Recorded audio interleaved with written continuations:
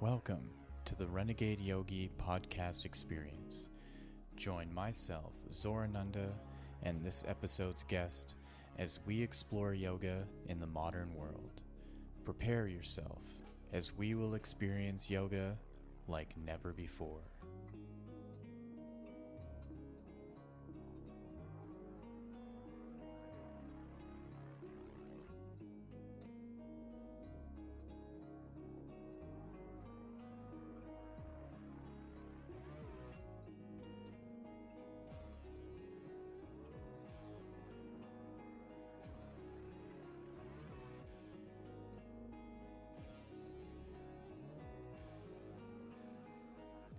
Hello and welcome to the Renegade Yogi Podcast Experience. My name is Zorananda, and today we are now exploring the fifth installment of the Chakra series, looking at Vishuddha Chakra, the throat chakra.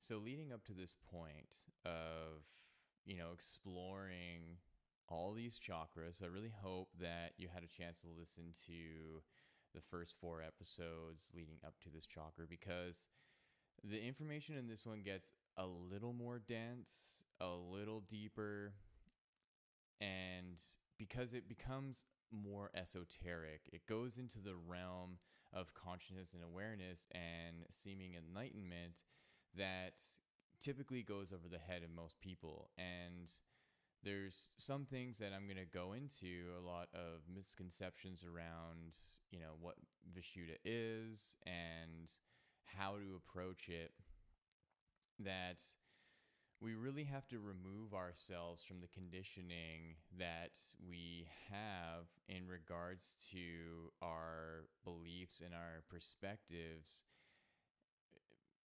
understanding awareness and consciousness. And that's why it's important to kind of do a step-by-step process of looking at each chakra individually, starting from, the root chakra, moving all the way up. So let's start with this. The element of Vishuddha chakra is ether or space. And the way that I like to think of this is the night sky. So, Anahata is air, and it's more associated with, the open blue sky. And as soon as nighttime comes, we see then that space unveils the universe, right? And the spaciousness of just all that there is in this world, right? And that's where the color of this mantra can be black, though it is also typical to be like a kind of blue or even white. So I'm going to throw a picture up here. And if you're just listening to this, I know I've said this so many times now, and for the life of me, I keep forgetting to actually put the link up of where I find these images on Google. So I'm going to do my best to remember and put it up.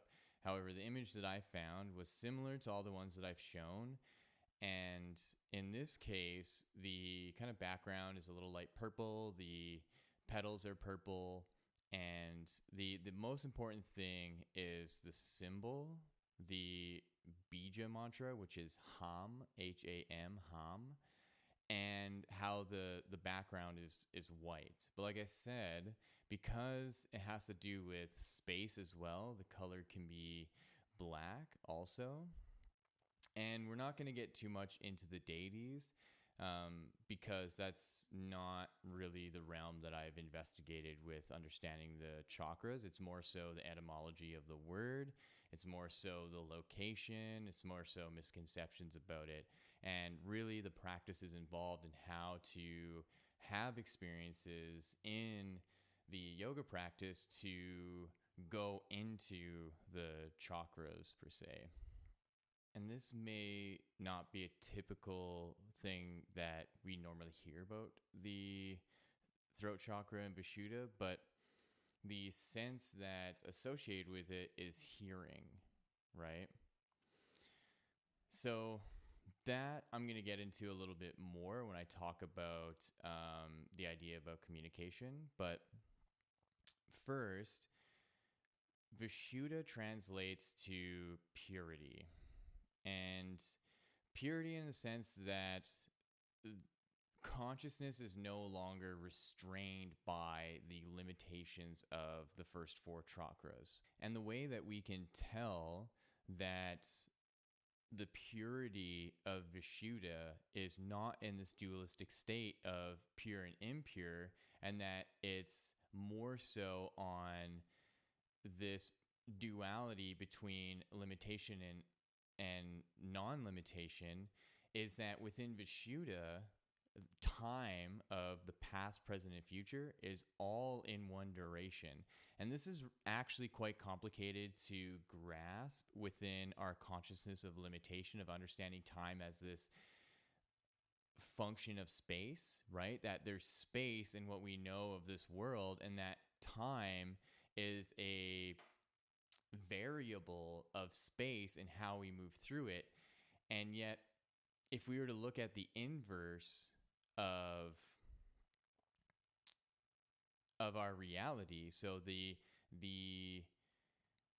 inverse of physicality, so non-physicality, you start to experience time in a whole new way of experience. And I have a really powerful, intense story to tell near the end of this of my experience of this. And so we're working our way through consciousness, through this whole journey of understanding the chakras, and that the exploration and the journey of consciousness is something that's very limited and very dense. And then over the growth in and up through the chakras, that the limitations start to go away, from very dense packed earth to fluid water to engulfing fire to expansive air to ever expansive space and beyond, right? So here's where I'd like to get into a common misconception about Vishuddha, and I'd like to just pull up the image again so you guys can see this. And if you guys, again, are listening to this, just check out the image just to get a good sense of what we're looking at here.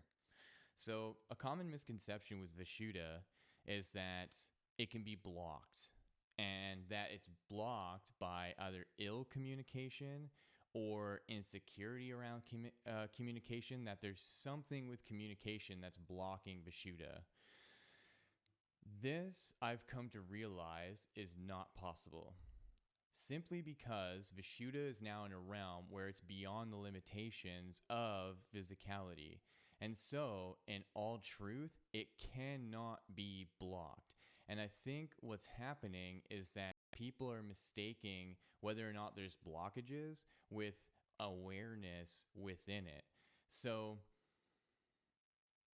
the misconception actually stems from a lack of understanding of what part of the body is associated with what chakra. So if you were to have listened to the Svadhisthana chakra, you would have learned that Svadhisthana is associated with the tongue, right? Pleasure, because the ability to speak and the ability to eat come from having the tongue, right? And typically we like talking.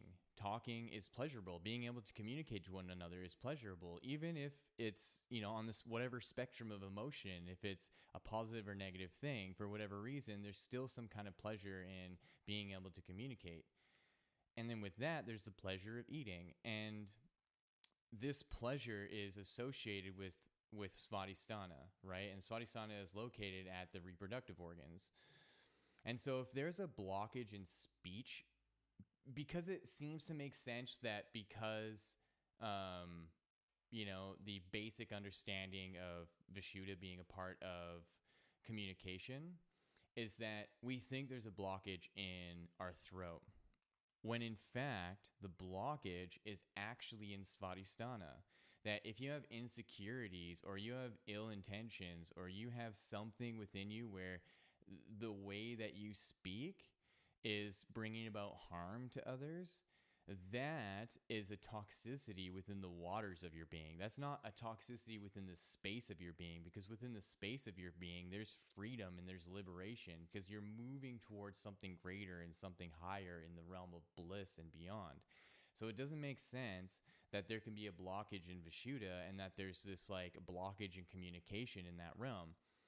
What's happening is that if you have blockages in the lower chakras, it means that the gateway to Vishuddha is not accessible, because there's an initiation that takes place to go from the heart to the throat, just like how there's an initiation from Manipura to the heart, right? There's that big gap, and then there's another gap here. And so the way in to Vishuddha is through the heart. And this is something that I brought up in the Anahata episode, where we think that because on our, anatomically speaking, the chakras are stacked over top of each other, that going into the heart means going up into the throat. But it's actually into the heart, that once we go into the heart, that the path is forward, it's horizontal, and that we enter into Vishuddha as if we're entering into a doorway, we're entering into a portal, and we're entering into the realm of Vishuddha. And that is what needs to be cleared up in the yoga community, because I don't really hear people say that. And sometimes when I do communicate to that people, it's offsetting, because it's taught so widely that, oh, if you have a blockage in your throat, you're not going to be able to communicate your truth. You're not going to be able to communicate what you're authentic about. That seems to make sense. But this chakra has almost nothing to do with your physicality, because now you're going into the spaciousness. You're going deeper into your consciousness. You're going deeper into your awareness. And so it almost has nothing to do with communication. But what can come about from going into Vishuddha is that you have access to knowledge and wisdom that is beyond your comprehension of this physical world. And so what comes through your speech is that there's a representation of that wisdom. And so really, Vishuddha acts as a beacon to then connect to Svadhisthana and connect to your lower chakras in a way where you bring that purity through them. And so that when you do speak, and you're actually speaking from Svadhisthana, that you are introducing purity into your speech. And I think that is a little bit more accurate than thinking that you have all these blockages, right? Where people seem to kind of make these like coincidental associations, like they're talking, they have like, they swallow a little bit of like saliva or water into their air patches. They go, oh, that must be a block in my vision. No, it's just that you swallowed something. Like, clear your throat and, go into understanding Vishuddha in a more deeper meditative experience. Go into Vishuddha and understand it through powerful yogic experiences, right? So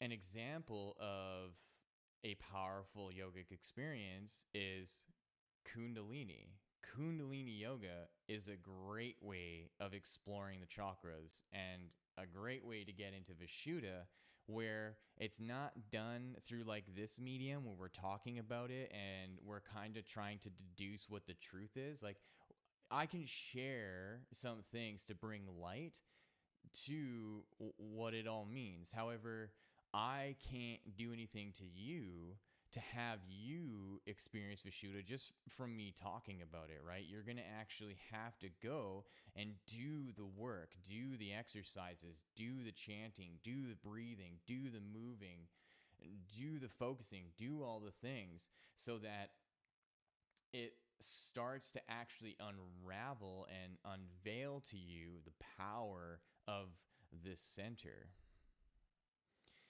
And through this kind of practice, what you find is that there's another gateway. So you're going through a practice, you've worked on the lower chakras, you've hit Manipura, and you see that there's a gateway to lead into the heart. So that's the first initiation point. So you get into the heart, you feel really good, you do some healing. Just like in my example, you do some healing around your mother or your father or your siblings or some trauma, whatever, right? Then the next gateway is getting into Vishuddha. And so from there, when you do that healing, suddenly you're ushered into this realm and you can start to let go of your attachments to your body. You can start to let go of your attachments to your traumas and your stories and your beliefs and your biases and whatever and so forth. Then there's the next gateway into Ajna, into Sahasrara, and then out the crown. So I'm not going to go too much into that because that's two more chakras we have to explore. But you can see that there is and are initiation rites, that these energy sensors are very well aware that you are doing these things. And the reason why there's an awareness in these centers is because beyond Sahasrara, there is another realm where there are actually ascended masters and there are actually enlightened beings who have done this yoga practice for thousands of lifetimes, and they're in that realm, and they're bestowing to you as you start to go on this practice it's synchronicities and guidance and information so that you too can start this process, right? Because we're seemingly at the beginning of this. Yoga in the Western world is really new, only within the last 200 years. But in India, yoga has been around for thousands of years. So that had the opportunity for a lot of people to practice and to get into this understanding of consciousness and awareness and enter into these higher realms and ascend into these higher realms. And now they're looking down on us and they're saying, okay, who are the ones that are going to be the initiates? It's going to be this person. It's going to be this person. I feel like I am. I've gone through many initiations. I've gone through many experiences. And that's why I feel like I have the wherewithal to speak about these things and to present it the way that I am. When considering Kundalini, it's really important to understand where you're getting the teaching from. And this is difficult because what has grown very popular here in the West is Yogi Bhajan Kundalini. I've done Yogi Bhajan Kundalini several times. It can be powerful. I find that it didn't really do much for me. It was a lot of weird movements, and it was really just focused on this like rudimentary, repetitive, fast-paced movement. But I felt that like there wasn't really substance to it. There wasn't really a guidance through our energetic system. It was just wag your tongue for 20 minutes. Around and around and around and around and around. Just wag your tongue. Just wag your tongue. And that to me didn't seem like there was a substance to it that would actually allow me to have a deeper experience with my consciousness or awareness. So what I found was that my teacher, Yoga Rishi Vishvaketu, and his school, Akanda Yoga, his classical Kundalini series and sequence really touched on how powerful Kundalini can be. And so I'm just going to go into a little story about my experience with one Kundalini class that I had with him in his ashram when I was doing, I believe it was the 300-hour teacher training that so a typical day at the ashram is you wake up at around 4:45 a.m. Meditation starts at 5:20 and it goes on till 5:50, so 30 minutes. And then there's a yoga class from 6 a.m. to 7:30 or a little bit more usually in the Kundalini classes, it's about 15 minutes longer, so 6 a.m. to 7:45. So one particular day, we're doing a Kundalini class, and other than the Kundalini class that I did back in 2012, I had this massive heart opening that I talked about in the Anahata video. This time, I had a very clear opening awareness of Vishuddha. So we went through the whole sequence. We went up through each chakra, first, second, third, fourth. We do an exercise, some kind of movement. We do an asana with that movement. We do the bija mantra. Then we do some kind of breathing technique. We do the bija mantra, and then we meditate. So we're doing that through each one. And then when you get to Vishuddha, you're actually laying your back in Savasana, and you just vocalize. You just like let sound out. And there was a point where I stopped making sound, and I'm laying on my back, and I start to subtly vibrate. And this vibration seems to go and ripple out around my body. And I can feel how this ripple of energy is rising up my feet, rising up my spine, going into my throat, and expanding out, and then expanding out around my body. And I feel myself expanding and getting bigger. Like I'm no longer just confined to my body. I'm no longer this awareness that only has the feeling of the outside edges of where my skin is. That suddenly I'm going beyond it, and I'm growing, and I'm expanding. And I feel myself floating above my body, and I feel myself going smaller in my body as well. And then my teacher Vishuddha, leads us into, out of the practice, or not out of the practice, but leads us into Shavasana, gets us to just relax, and we end the practice by doing Shavasana for about, 12, 15 minutes, and then coming up into meditation. And I feel myself in the meditation so expansive. I feel like I'm in the element of Vishuddha. I'm in that spaciousness. I'm in that totality of time being one single duration. Then we end the class. I come back to myself. I still feel this expansion. I'm feeling so good. I'm feeling so light. And so, we get up, pack up my things, and I'm walking down the stairs down towards my room, and I feel myself, I'm still in this state. Even though I'm walking, I feel like I'm like 5 steps behind me, and I can see myself walking down the stairs, and I'm looking through my eyes at the same time. But I'm still feeling this state. It's very clear to me that I'm still in it. There's this sense of wisdom, and there's this sense of trust in being something more expansive than myself. And I hear this little voice that says, don't eat breakfast. But it doesn't elaborate anymore. But I'm feeling a little hungry. I'm not too hungry, but I go and have breakfast anyways. And right after I eat, it's like all that expansiveness was just pulled into me suddenly, like an elastic band, and it just like crashed in on me, and then I just felt terrible for the rest of the day. And I remember going to Vishuddha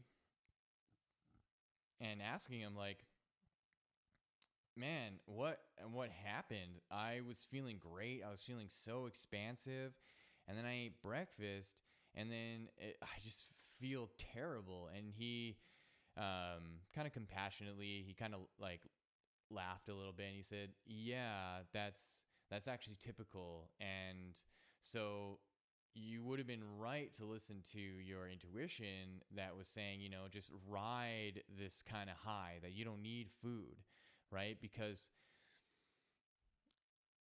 the idea is that because I was in this expansive state, I was in this like blended non-physical state. So obviously I'm still physical, I'm operating my body, I'm moving around, but there's this etheric kind of sense of who I am and what I was identifying with that doesn't need food. And so when I ate food, it brought me back into my physical self, but it did it in a way that was harsh, right? If I would have waited till dinner and had a light dinner, it would have been much smoother. And so this gets me to this idea that when we get in touch with our higher consciousness, when we get in touch with this expanded state and we go deeper and deeper into it, that expanded state of consciousness and that state of our being is in a non-physical realm where there's no need for food. There's no need for any of that sustenance. It is what it is and is existing as it is in totality without any of that limitation, without the belief that, oh, I need food to survive.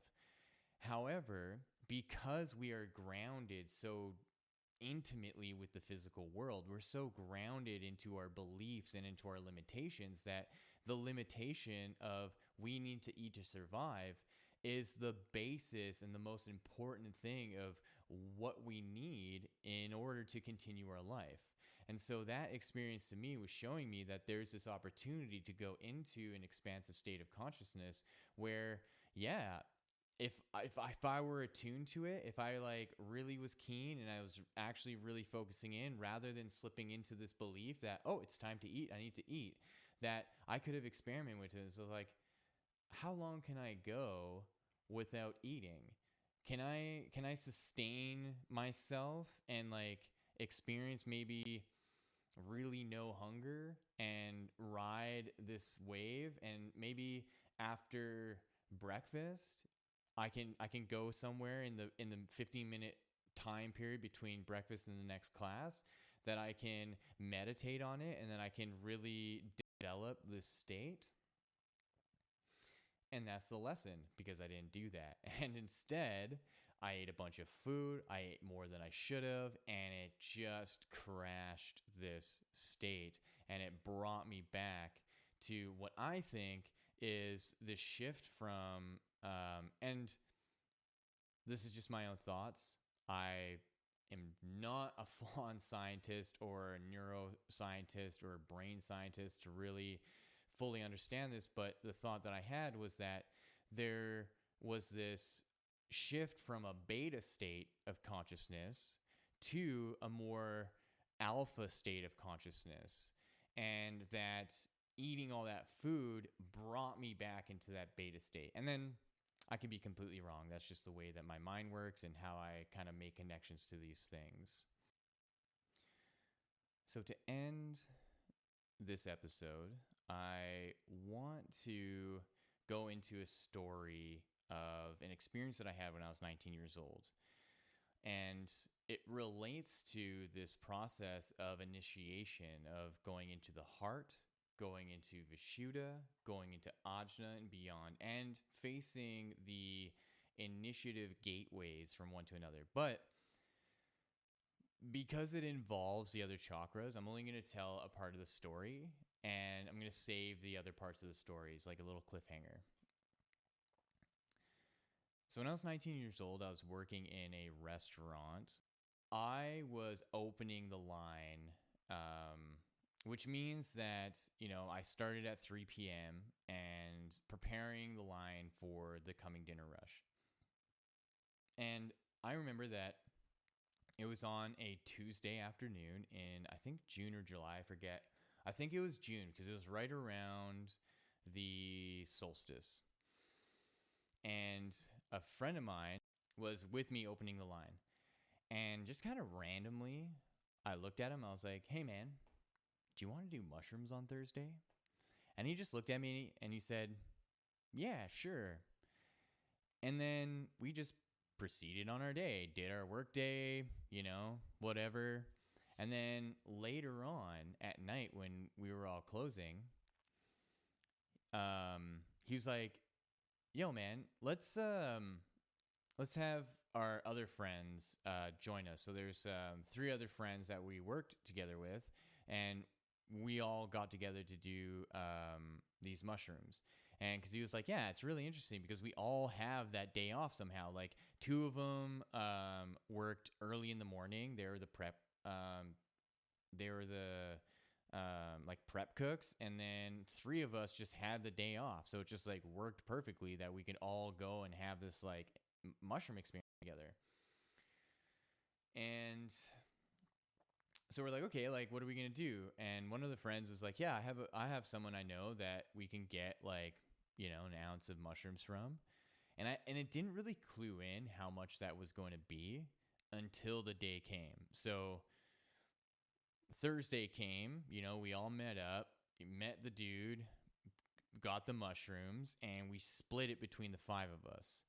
And what that turned out to be was about 5.5 grams each. So we went to Wendy's and just got a bunch of burgers, and I put all my mushrooms in the burgers. I had like 2 burgers, and we just smoked a huge joint, got super baked, and then I ate the burgers with the mushrooms, and I totally forgot that I was even eating mushrooms, because the way that I did it is I like took the bun off and peeled the cheese back a little bit and put the mushrooms in between the patty and the cheese.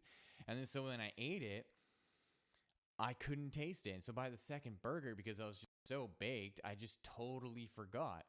And then we just kind of went off. And so we got out of the car and we just started walking around. And then it hit me.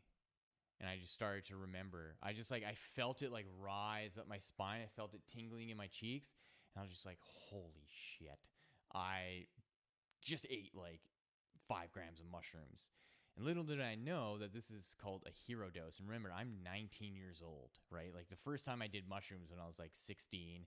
And, you know, even though at that time I was still like, my first time in mushrooms was like 4 grams. And then my second time was like 4 grams again. My third time was 4 grams. And, you know, a couple other times were a little bit less. But this one was wildly different. And I'm going to spare the details too much because I want to get to the point of where the transformative, powerful experience came. So we went on this like just ridiculous adventure around downtown Edmonton of walking around downtown, going across the high-level bridge and going into parks and trying to play hacky sack and just like feeling ridiculous because like this hacky sack is flying around and I'm like mush. I can't even do anything. To the point where we decide to go back to one of my friend's apartments. And this whole time, my hands have been talking to me, and I would look at my hands, and I would look at my left hand, I look at my right hand. My left hand would be like, I'm your left hand. And my right hand would be like, and I'm your right hand. And they were unanimously agreed that they do not touch. They do not make fists. They do not go in my pockets. They don't touch. They just stay open enough to be comfortable with space in between the fingers. And that's the way they did. And I did these little experiments where I would clasp my hands together and I'd feel like my hands shake and I'd feel this tension between my hands, and then how like they just hated it, right? To the point where when we got up to my friend's,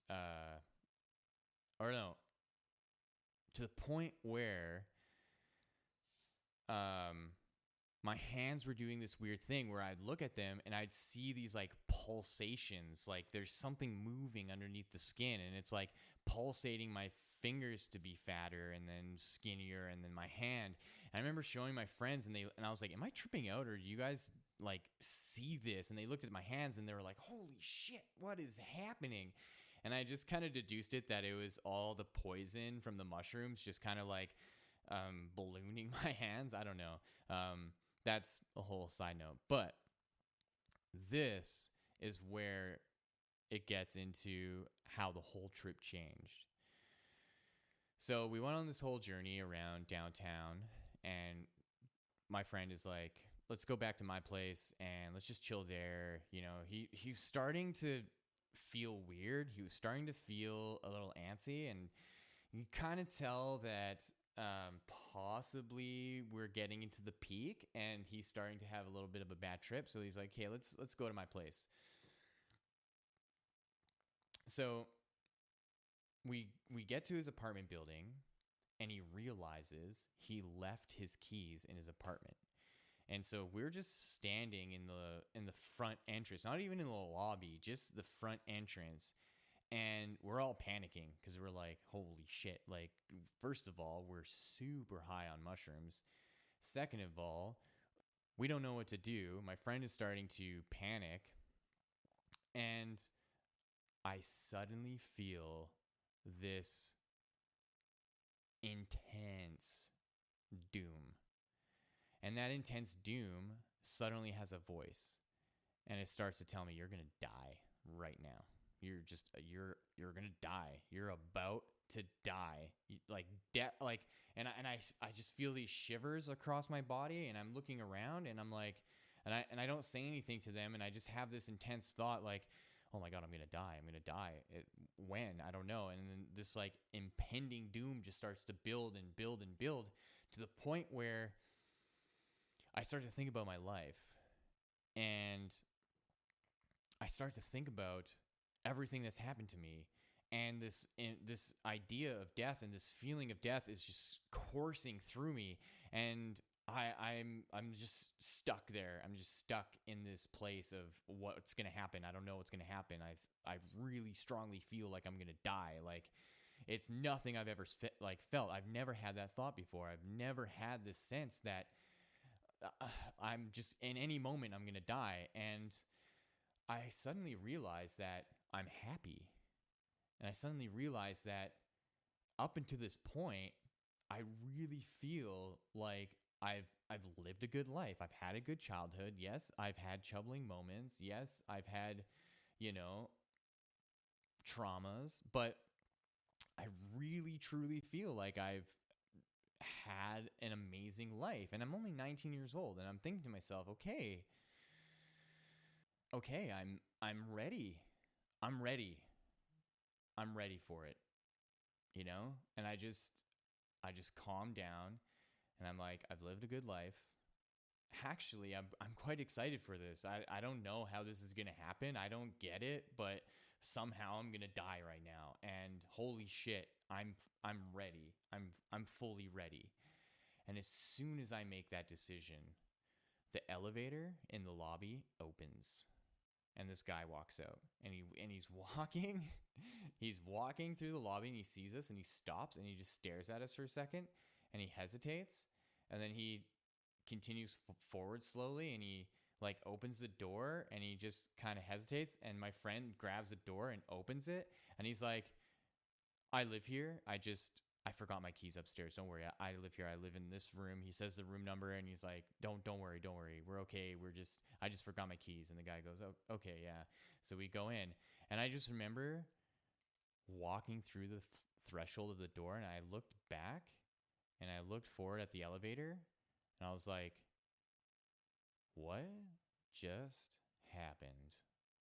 I was so ready to die in that moment. I was so ready. And there was this just sigh of relief, and I laughed to myself, and I was like, oh my God, obviously, I'm super ripped on mushrooms, and it's just messing with me, right? But it was so real. And then we go up into the elevator, go into his apartment, and everything seems normal. Everything seems okay. And I just remember going to his apartment. My friend now is like starting his like bad trip, or his like challenges start to just increase. And he's like, okay, like, let's just, he's trying to take control of the situation, right? So he's like, yeah, why don't we just chill and watch a movie or something? So we sit down, roll like several joints, and put on The Departed, right? And so before we put it on, we're smoking some weed, and I just remember getting the joint, this cannon, and just inhaling and not feeling it. I don't feel it in my lungs. I don't feel anything. I exhale it out. And you know how really like cannabis smoke is thick, right? So it like makes you cough and it can be intense, right? But I don't feel anything. And then the joint comes back around me and I'm like, I want to test something out. So I just exhale everything out and then inhale slowly and then keep inhaling, fully inhaling. And I swear I smoked more than half of this massive joint in one pull and even held it in. And I'm thinking to myself, oh my God, I can't even feel this. I don't even feel high. I don't feel a change in anything. And I just exhale everything out. And then they put on the movie. And I'm sitting in a stool. So if you were to think of just a square room, and the farthest corner to your left, if you are sitting at the like top middle of the room, and the farthest corner to your left is where the TV is. And my friend is sitting on the floor just beside the TV, close to where I am. And then my other three friends are sitting on the wall to the right on the couches. And I'm sitting on a stool that looks like I'm at the apex of a triangle. And we're watching The Departed, and someone turns off the lights, and I'm watching this movie. I'm thinking to myself, this movie is brilliant. This is the most brilliant movie I've ever seen in my life. And I just nonstop am thinking about that. I'm just, man, like everything. And I still remember the opening words, right, of Jack Nicholson's character. I don't want to be a product of my environment. I want my environment to be a product of me. And that just stuck with me. And I was just like, oh my God, yes, that is amazing. And then everything's gone. Everything's black. I'm sitting there. I look around. I'm like, okay, this is different. I'm gone. I'm gone. I don't know where I am. Everything is black. So I sit there for a minute and I think to myself, I'm not high on mushrooms anymore. I don't feel the mushrooms. Who am I? As soon as I ask that, my attention shifts up into the left, far enough out into the left where I see myself. And now I'm standing. And I'm looking at myself standing there, but I'm wearing white robes and I'm illuminating white light. I have long hair just like I do. I have a big beard just like I do. Bigger beard. I look at it and I say out loud, in wherever I am, Jesus Christ. And it just lights me up. And I go, oh yeah, I want to be in there. And I go back into the body. So that's where I'm going to leave it, because the next stage is all about Ajna Chakra. And I very much look forward to tell that part of the story, because this experience that I had when I was 19 years old fundamentally changed everything about who I am. It changed everything. And since then, I've done a lot of research. I've had a lot of experiences. I've gone through a whole plethora of phenomenal experiences to really allow me to uncover what it is that happened to me in that experience. Even to the point on why I saw myself as this illuminated being wearing white robes, right? So, if you're watching this on YouTube, please like and subscribe to my channel. Check out my website, zorananda.com. It has my book on there. It has my music on there. It has my meditations. A little update. I'm coming out with new music. It's really exciting. It's really amazing. my producer John and I have been working with a good friend of mine, Marin, who goes by Lavia Moore, and we're doing this really amazing guitar, violin EP. So, also, lastly, check out my fiance Alicia's website, wildbloombotanicals.com, for all your apothecary needs. So you can get herbal tinctures, teas, powders, essential oils. It's really great. I am a witness to everything that she makes, and I love them. There's some of my favorite are the dream tincture, the brain tincture, the energy tincture, especially the dream tincture. I love that one the most. The Blue Lotus, it really helps me not only fall asleep, but it helps me stay asleep. So if you find that you're the type of person that you wake up in the middle of the night and it's hard to go back to sleep, it's really helpful to take something like the dream tincture, where it has these certain combination of herbs where it keeps you in that kind of theta delta state so you can have that deep restful sleep. And lastly, if you've heard any noises like barking, walking around, that's my dog Rupert. He loves you. I love you. Thank you for watching. Thank you for listening. Have a wonderful rest of your day.